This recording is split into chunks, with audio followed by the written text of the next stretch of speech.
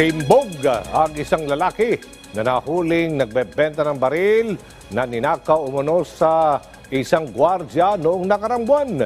Iyan ang ulat ni Vel Custodio.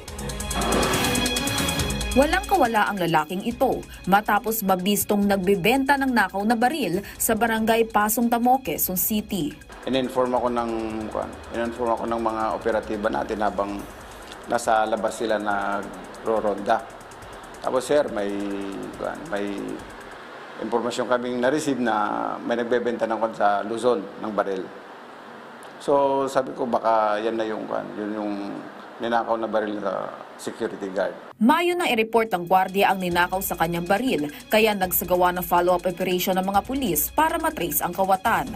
Binasa yung serial number ng baril na nakumpiska dito sa mga sa mga investigador natin. Kinonfirm nila na yun nga ang nawawalang baril ng gwardiya. Ibinebenta ng suspect ang nakaw na baril sa halagang 5,000 piso lang. Kumpiskado sa operasyon ang isang caliber 39 at 3 bala na sasailalim sa ballistic examination. Sakit ng ulo ng barangay Holy Spirit, barangay Pasong Tamo, at tumatawid din siya sa barangay Kulyat. Bakit daw sakit sa ulo itong suspect ng mga barangay?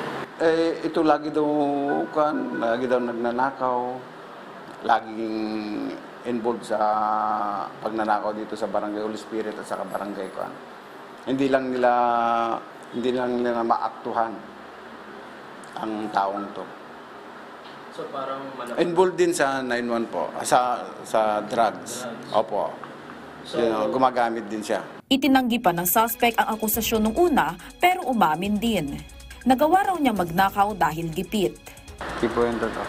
Apo. bakit mo ginagawa yun? Wala, tala lang ng pangailangan. Inamin din ng suspect na miyembro siya ng isang gang.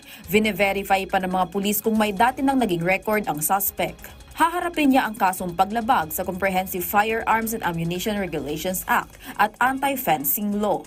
Vel Custodio para sa Pambansang TV sa Bagong Pilipinas.